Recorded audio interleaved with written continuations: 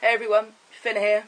So yesterday was my first appointment at the Laurels Gender Identity Clinic in Exeter. So I'm here to catch you up on what happened. I'm knackered, I should say. I probably look it, I feel it. I'm still in my pyjamas. But hey ho. But yeah, it was a really, really good day, but I am worn out because it was really long. It was quite a way to travel. It was like a 3-hour journey. And because it's the first time, I wanted to make sure that we were there on time. And, you know, because it's so cold weather and there's snow everywhere and frost and what have you, I wanted to make sure that we were there in plenty of time. So we're up at 7. No, we weren't. We're up at 5. We're on a train for 7:30. And we got there for 10:30. Perfectly on time.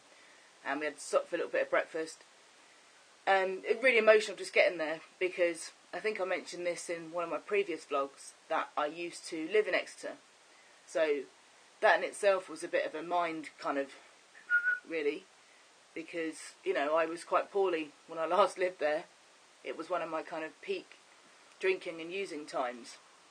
So to go back there with a relatively sane and a very sober and clean head was amazing. You know, it seems really strange that I'm on this journey of transition, and whilst I'm doing so, I'm revisiting so much from the past, which kind of makes sense, I guess, but it makes for a very emotional journey. So yeah, that was weird in itself. So got to the Laurels after having a little bit of breakfast, and they had to put my appointment back from 12:30 to 1:30. Wasn't at all bothered at all, really. Maria went out of her way to help me to get to the Laurels and to get me an appointment really quick, so just having to wait an extra hour didn't bother me. The atmosphere at the Laurels is so relaxed, so laid back. I saw Maria and I heard someone call her by her name, so I said, "Oh, Maria?" And she looked over and I went, "Oh, it's Finley." And she went, "Finley!" And then came running over and gave me a massive hug, and it was just, God, I was so emotional anyway. And once she did that, I just kind of welled up and I was trying to bite it down. I thought, oh my God, don't fall apart just in the waiting room, Finn. Wait till you're in the interview room at least. So yeah, that was really awesome. And everyone was just so friendly. It was just like being in someone's lounge. It was really cool. So Nat and I went and then came back again for 1:30. And I was introduced to the guy that I'm going to be seeing, Steve Harding. And he wanders out and he's got long hair and like a t-shirt with a blazer over the top. And he's an awesome dude. He wouldn't look out of place, you know, at a festival. In fact, I can imagine kind of crawling out of my tent and seeing him crawl out of his next to me, you know. In fact, he likely did crawl out of a tent, think, fuck, I'm late for work, dashed home, and just put a blazer on and went to work. That's how he kind of looked. But great, because, you know, I love long-haired hippie dudes, and I relate well to them, so that was cool. So Nat came into the appointment with me. I asked if that was okay, and because this is such a big milestone thing, you know, my first appointment, and because Nat is really kind of not just sharing this journey, but really living it with me, it felt important to the both of us for her to come in. So she did. So I spent an hour with Steve, and he just told me to tell him my story, really, which was kind of like, oh God, where do I start? There's so much, you know, what do you want to know? The mental health history, the trans history, the drug and alcohol abuse history. Where do I start? But he just let me talk, and occasionally just kind of like directed a question at me or asked me to clarify something. But for the hour I just went blur and just said loads. And the occasional prompt from Nat, who, bless her, in the middle of it she decides to just pipe up with, "Don't forget to tell him about Robin Hood." Now, if you followed my vlogs, I've mentioned before that I had a bit of this Robin Hood thing going on. I've always wanted to be Robin Hood. And when I was a kid, I used to have this green skateboard, and I'd wander about with my bow and arrow in my hat, and I'd patrol my nan and granddad's neighbourhood. As you do. So we ended up having a conversation about that, which was quite fun. So yeah, it was a really, really good experience. It was incredibly emotional. Today, I just feel like I've been emotionally violated. It's just mental. I feel wiped, but so optimistic. The whole experience was just so positive. And the way it's going to work is I'll see Steve 2 or 3 times, so another couple of times.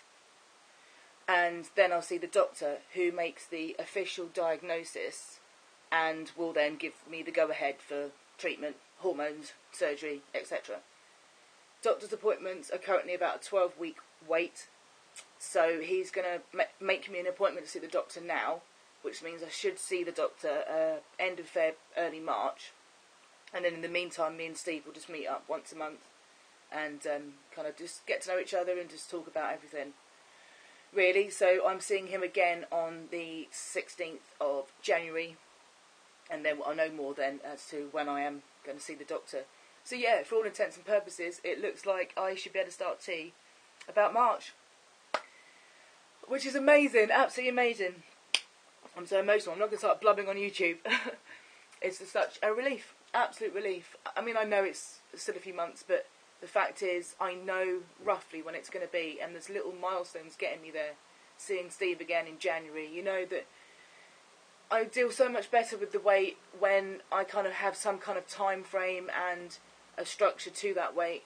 With Charing Cross, it was just, you know, the goalposts kept being pushed back and they couldn't tell me anything concrete, and I wasn't dealing with that. You know, I have mental health issues. I know I'm not alone with the struggle in the weight, but I need a weight that is more structured, if that makes sense. And with the Laurels, it very much feels that, you know, I know what's going to be happening. I've got those little goals and something to work towards, and it's not going to be long, which is great, absolutely amazing. And I get to go to Exeter every now and again, which is brilliant. I love Exeter. And with this new clean sober head, it all looked so very different, so very different. Cost-wise, it wasn't that bad really, just under £100 to get both me and Nat their return, so it's not too bad. The only thing is, because of trying to get it as cheap as possible, we didn't come back until the 6:49 in the evening train, because that meant saving about £40. So we had to have the whole day there, which probably is going to be alright next time. There's guys I know that live up there that I can hook up with and what have you. But I think this time I was just so emotional. Me and Nat were both kind of just shell-shocked. And so he just wanted to come home. So we kind of wandered a bit aimlessly and had something to eat. And yeah.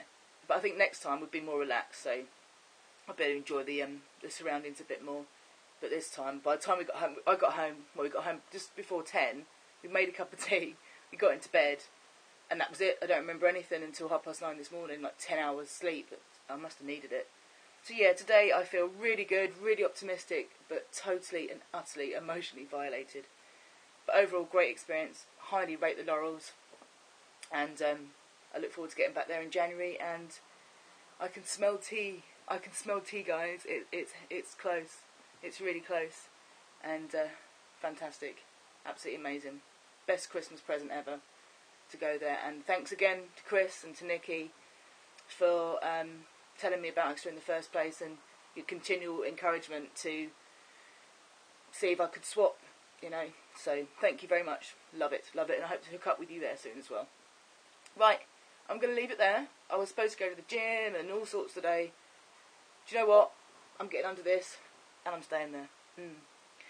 Right, I shall speak to you guys soon. Massive thank you to everybody for all your amazing words of support on here. I've had so many messages and comments of support on Facebook. Everyone's been giving me so many comments, and I just feel so loved. I'm just such a lucky chap to have you all by my side, and it made the whole thing yesterday so much easier, just knowing that everyone was thinking of me. Thank you. Thank you, thank you, thank you. Right, bed for me. Take care, everybody. Speak to you soon. Bye-bye.